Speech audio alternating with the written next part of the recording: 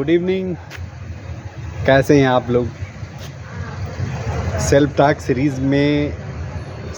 Series का ये सिलसिला, या यूँ कहे ये जो कोविड-19 के दौर से कारवां चला, आपसे मुखातिब होने का और ख़ुद से मुखातिब होने का, कहीं न कहीं बीच बीच में कुछ अवरोध आए, लेकिन लगातार चलता रहा।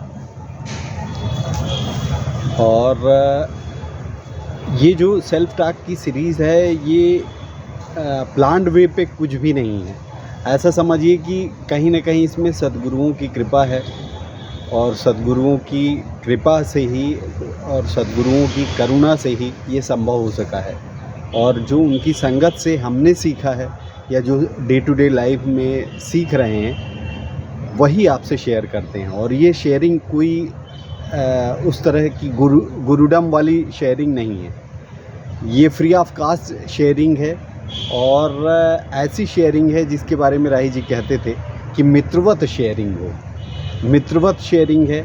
और आप एक चीज़ देखो कि जो मित्र होते हैं, मैं अपने जीवन का अनुभव बताऊं तो मित्रों से मिलके मैं इतना प्रफुल्लित होता हूं, इतना खुश होता हूं कि आप यकीन न करेंगे कि घड़ी का कांटा चलता रहता है, मुझे पता नहीं चलता, घंटों बीत जाते हैं, और बस आनंद आनंद आनंद और आनंद। तो ये कोविड-19 के दौर में जब हम सब अपने अपने घरों में कैद थे, तो उस समय से ये जो सेल्फ टॉक की सीरीज़ है, ये शुरू हुई। और ये लगातार अनवरत कहीं न कहीं कुछ बीच में गैप आए हैं। अभी का ही मैं बताऊं तो मैं आज जिस पर्टिकुलर बात को लेके ये वीडियो बना रहा हूं, इसी वीडियो को बनाने के लिए मैं पिछले 15 दिन से कई बार मैंने प्रयास किया कि आज बना लूँगा, आज मैं ये शेयर कर दूँगा। क्योंकि आज जो वीडियो मैं बनाने जा रहा हूँ वो इतना महत्वपूर्ण है, वो खुद मेरे जीवन से है। वैसे तो सारे वीडियो महत्वपूर्ण हैं, पर आज का वीडियो और भी महत्वपूर्ण है। बेसिकली आप इस विषय में यदि देखें कि जो मैं बोलने जा रहा हूँ वो कितनी महत्वपूर्ण बात है, आप इस दुनिया में देखें, यदि आप अपने आसपास देखें कि जितनी भी महत्वपूर्ण चीज़ें हैं वो आपको फ्री ऑफ कास्ट मिली हुई हैं। उदाहरण के लिए माँ का प्यार, क्या हम पेमेंट करते हैं? माता पिता का प्यार, घर परिवार का प्यार, आस पड़ोस का प्यार, उस गांव में जहां जन्म लेते हैं वहां के लोगों का प्यार, या उस शहर में या उस पर्टिकुलर कॉलोनी में जहां हम रहते हैं वहां के लोगों का प्यार, क्या उसके लिए हम कुछ पे किए हैं? फिर जो सनराइज, हमको जो सूर्य की किरणें, जो ऑक्सीजन, जो हवा मिल रही है, क्या इसके लिए हम पे कर रहे हैं? तो इसी बात को शुरू करते हुए मैं आज एक बात आपको बता रहा हूँ। बेसिकली 1 साल पहले मैं कुछ फाइल्स भी लिया हूँ, और इसलिए लिया हूँ कि डेट जिससे गलत ना हो वो मैं शेयर करूँगा। 16/5/2022 जिस दिन मैंने ये सोनोग्राफी करवाई थी, 16/5/2022, आप ये माने कि आज 2023 में अपन 2 जून को हैं, तो लगभग 1 साल पहले की बात है। गुड़िया, छोटी वाली बहन और छोटे वाले जीजा जी जबलपुर में थे। इंदौर गुड़िया नागपुर गई हुई थी, छोटी बहन अपने शायद नागपुर ही गई हुई थी। गॉल ब्लैडर का ऑपरेशन हो चुका था और वही दिखाने गई हुई थी। लौटे थे, जीजा जी और गुड़िया घर में थे। मेरा पेट दर्द शुरू हुआ, इतना घनघोर, इतना भयानक पेट दर्द शुरू हुआ। ना तो बैठते बन रहा था, ना तो उठते बन रहा था, ना लेटते बन रहा था। मैं विचलित था और यही सोच रहा था कि अब ठीक हो जाएगा। और उसका जो सिम्टम्स था वो गैस बनना था। इतना तीव्र गैस बन रही थी कि मुझे समझ में नहीं आ रहा था कि मैं करूं क्या। खूब कोशिश किया, जितनी भी मैं विधि जान सकता था, जैसे कि जैसे कि अपन जानते हैं कि वज्रासन में बैठना और भी जो चीज़ें मैं जानता हूँ, ब्रीथ की प्रोसेस या कुछ भी, मैं सारे प्रयास कर चुका और 12 के करीब, 12 साढ़े 12 के करीब मैं ऐसी पोजीशन हो गई कि बिल्कुल धीरे धीरे शरीर बिल्कुल लस्त पस्त हो गया। जीजा जी, नीलम और ये सब लोग लेके मुझे नज़दीकी हॉस्पिटल गए। जबलपुर की ये घटना है और वहाँ पे जो गैस का इंजेक्शन लगा और कुछ गोलियाँ दी, उससे मुझे आराम मिला। फिर अगले दिन जीजा जी और गुड़िया चले गए और ये हुआ कि अब आप सोनोग्राफी करा लीजिए। तो ये जो डेट मैंने बताई है 16/5/2022, इस डेट में जब मैंने सोनोग्राफी करवाई तो गाल ब्लाडर में स्टोन निकला और उसकी जो साइज़ थी, इसमें जो साइज़ थी तो 6 to 7 mm each in the lumen with, मतलब इसमें कैलकुली में इन्होंने बताया कि the gall bladder is distended and shows 2 calculi about 6 to 7 mm each. अब ये 16 तारीख की वो कब की है रिपोर्ट, 1 मिनट, 16/5/2022। उसके बाद बात आई गई हो गई और फिर ये हुआ कि ठीक है, अपन इसको देखते हैं कैसे भी करके। फिर मैं इसके बाद मैंने डॉक्टर रोमेश चावलानी सर को दिखाया यहाँ पे, उसी समय की बात है। फिर अभी 1 साल के बाद, ये तारीख है कब की, 1 मिनट बता रहा हूँ, ये है 20/3/2022। 20/3/2022 उसके पहले मेरा पेट दर्द किया, फिर वही कंडीशन, रात भर दर्द किया। कोशिश ये थी कि रात में नहीं जाऊंगा, फिर 2:30-3 बजे के करीब हमको जाना पड़ा है और वही गैस का इंजेक्शन जब लगवाए तब आराम मिला।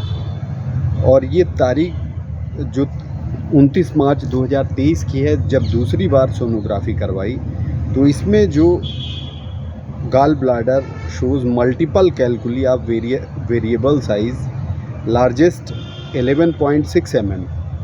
ये इसलिए बता रहा हूँ डेट सहित 29 मार्च 2023 की, आगे जो बताने वाला हूँ वो और महत्वपूर्ण है। तो ये दूसरी बार मैंने सोनोग्राफी करवाई 29 मार्च 2023, वो भी जब दर्द हुआ। उसके बाद ये हुआ कि अब तो गाल ब्लाडर का ऑपरेशन कराना होगा और मेडिकल साइंस है उसमें गाल ब्लाडर एक ऐसी जगह पे होता है जहाँ पे जो जैसा बताया गया है कि उसको अलग ही करना पड़ता है, उसका और कोई ऑप्शन नहीं। तो बेसिकली ये 29/3 वाला जो बताया, उसके बाद मैंने आयुर्वेद की कुछ एक जहाँ पे मैं सोनोग्राफी करा रहा था, उन्होंने कुछ बताया कि मेरे पिताजी दवाई देते हैं, फ्री ऑफ कास्ट देते हैं। तो वो दवाई भी मैंने लिया, जो कि मूली के रस से लेना था। वो 3 दिन की दवाई थी, खाली पेट लेनी थी, वो भी लिया। और इसी तारतम्य में ये था कि कहीं ना कहीं कुछ ऐसी चीज़ मिले जिससे कि एक अच्छे से रिजल्ट पे पहुँचे। तो आगे बढ़ ही रहा था। और आप जब मैं इस चीज़ को लेके कहीं ना कहीं चर्चा करता या कुछ भी, तो जब आगे बढ़ रहा था उसी तारतम्य में मुझे अब जो महत्वपूर्ण बात मैं बता रहा हूँ आपको, वो ये है कि एक डॉक्टर जैन है। डॉक्टर जैन बैठते हैं लाडगंज थाने के सामने, जो ऐसा समझिए कि लाला राम स्वरूप राम नारायण पंचांग वालों का जो कैलेंडर वालों का ऑफिस है, उसके जस्ट बगल से गली गई है, उसी गली में बैठते हैं। बहुत पुराने डॉक्टर हैं डॉक्टर जैन। तो हम लाला जी के यहाँ बैठे थे, उनसे चर्चा की। तो लाला जी के यहाँ जब हमने चर्चा की तो सौरभ ने कहा, सौरभ दिनेश भैया का बेटा, प्रहलाद भाई साहब से जो बड़े भैया हैं दिनेश भैया, प्रहलाद अग्रवाल जी संपादक हैं लाला राम स्वरूप राम नारायण पंचांग के। प्रहलाद भाई साहब के बड़े भाई साहब हैं दिनेश भैया, उनके बेटे हैं सौरभ। सौरभ ने बताया कि मेरे साथ भी ऐसा ही हुआ था, अंकल के पास गया और मैंने दिखाया और मेरा ठीक हो गया। तो मैंने कहा अरे वाह, मैं भी जाता हूँ, मैं भी दिखाता हूँ। और मैं तुरंत गया डॉक्टर जैन के पास। डॉक्टर जैन के पास गया, वेट करना पड़ा। बुज़ुर्ग डॉक्टर हैं, आप यदि कभी आप गए हो, बुज़ुर्ग डॉक्टर हैं। डॉक्टर जैन के पास जाता हूँ तो उन्होंने देखा मुझे, उन्होंने 2 चीज़ें बताई। एक चीज़ उन्होंने बताई कि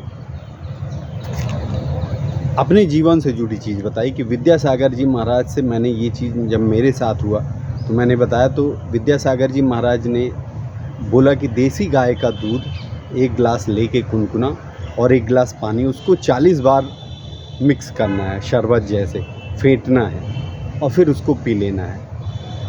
ये 1 आध महीने आप करके देखो, 1-2 महीने, और कहीं ना कहीं विद्यासागर महाराज जी की कृपा होगी तो अच्छा रिजल्ट आएगा। दूसरी बात उन्होंने बताई, दूसरी बात उन्होंने बोली कि रेकी का यदि आपसे जुड़ा हुआ कोई या आपके नज़दीक कहीं कोई रेकी का मास्टर हो, रेकी से भी कुछ ना कुछ संभव है। और क्या आप बिलीव करोगे, मेरे मोबाइल में एक ग्रुप रेकी का, जिसमें मैं पिछले 6 महीने से उस ग्रुप में ऑलरेडी था, पर उस ग्रुप को यूं ही मैं नज़रअंदाज करता हुआ आगे बढ़ता रहता था। कभी भी कोई भी मैसेज आया ऐसे ही आगे बढ़ता था। और आप यकीन न करेंगे, मैंने रेकी के लिए तलाशना शुरू किया, और जब मैं इधर उधर तलाशने के बाद अपने मोबाइल में वो health group, recce and health group का देखा, उसमें अर्चना तिवारी और उनके द्वारा जो गाइडेंस दिया जाता था उसके बारे में डिस्क्रिप्शन था। और by the grace of God उनका एक फ्री ऑफ कॉस्ट सेशन शुरू होने वाला था। और वो जो सेशन है वो अटेंड करने के बाद, जो रेकी का सेशन अटेंड करने के बाद और फिर लगातार प्रैक्टिस करने के बाद, ये सब पिछले 1 साल की बात है। और अब मतलब आप समझिए कि वो मार्च वाली रिपोर्ट थी और तीसरी हमने सिटी स्कैन कराई 10/5/2023 को। और इसमें जो उन्होंने साइज बताई, गाल bladder shows multiple calculi of variable size, largest 10.4 mm। Basically उसमें था 1 मिनट बता रहा हूँ, 11.6 mm और इसमें था 10.4 mm। कहने का मतलब ये है, जो मैं कहना चाह रहा हूँ कि बेसिकली रेकी के सेशन अटेंड किए, free of cost session attend किए, पहली बार किए, फिर दूसरी बार भी, अभी सेशन चल ही रहा था। और इसी बीच मेडिटेशन, क्योंकि ओशो से जुड़े रहे हैं, मेडिटेशन भी किए, थोड़ा सा रिसेप्टिविटी बढ़ी, थोड़ा सा जो खाने की जो खाने की क्या बोलें उसको, खाने की स्टाइल थी उसमें चेंज हुआ, उसमें बदलाव आया। और आप देखेंगे कि हमारे जीवन में ये तीसरी रिपोर्ट में ये बहुत रिमार्केबल रिपोर्ट नहीं है, फिर भी ये रिपोर्ट ऐसी है कि हमें आशा की किरण इससे मतलब क्या बोलें, उम्मीद की एक किरण है, आशा की एक किरण है कि कहीं ना कहीं कुछ ना कुछ पॉजिटिव हो रहा है मेरे जीवन में। तो ये जो चीज़ मैं शेयर कर रहा हूँ, इसमें बहुत बड़ा योगदान है अर्चना तिवारी। निश्चित तौर पे रेकी की लगातार सेशंस लेती रहती हैं और मैंने दूसरा अभी फ्री ऑफ कास्ट वाला सेशन अटेंड किया। तो निश्चित तौर पे रेकी का भी योगदान है इसमें, मेडिटेशन का है पॉजिटिव मेंटल एटीट्यूड का है और अपने साथ जुड़ने का है, और इन सब के साथ ही साथ ईश्वर की कृपा, सद्गुरुओं की कृपा का है। तो आज का वीडियो इतना ही मैं बताना चाह रहा हूँ कि देखिए, जीवन में कितने बड़े बड़े बदलाव हो जाते हैं और बड़े सहज सरल ढंग से हो जाते हैं। और लोग कहते हैं मैजिक जादू, चमत्कार। इस समय तो खैर भारत देश तो गजब है, यहाँ तो चमत्कारियों की ज़बरदस्त चमत्कार दिखाने वाले हम देख रहे हैं कि ऐसे प्रकट हुए हैं। अभी कुछ महीनों पहले उनको कोई नहीं जानता था, और अब बिल्कुल चारों तरफ ऐसा लग रहा है कि चमत्कार की बहार आ गई हो। तो मुझे लगता है कि आती जाती सांस ही तो चमत्कार है, और क्या एक चमत्कार से कम है? जो सांस आ रही है, जा रही है, जो हमको आपको जिंदा रखे हुए है। क्या मेरी वजह से मैं इस शरीर को धारण किया हूँ, या मैं कौन हूँ जो इस शरीर को धारण किया हूँ, या मैं अपने आप को जानता हूँ कि मैं कौन हूँ, मेरा जन्म क्यों हुआ है, या आपकी जो सांस आ जा रही है, यही सांस जिस दिन आना जाना बंद हो जाएगी तो यही शरीर जला दिया जाएगा। तो क्या ये कम चमत्कार है? आप सोचिए, मैं भी सोचता रहता हूँ। तो आज का वीडियो बहुत लंबा हो गया। अर्चना जी को बहुत बहुत धन्यवाद। आपने जो रेकी की जो सेशंस दिए हैं हम लोगों को, हमारा एक दोस्त भी उस सेशन में जुड़ा, मनीष मैयर से जुड़ा, तो उसको भी बहुत अच्छा लगा। तो आपको बहुत बहुत धन्यवाद।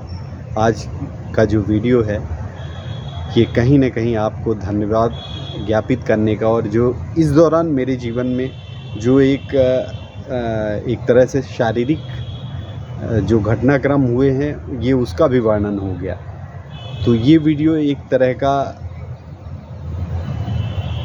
मुझे लगता है कि मेरे लिए भी मील का पत्थर साबित होगा, और हमारे सारे मित्रों के लिए, आप सब के लिए होगा। बहुत बहुत धन्यवाद। आपका दिन शुभ हो।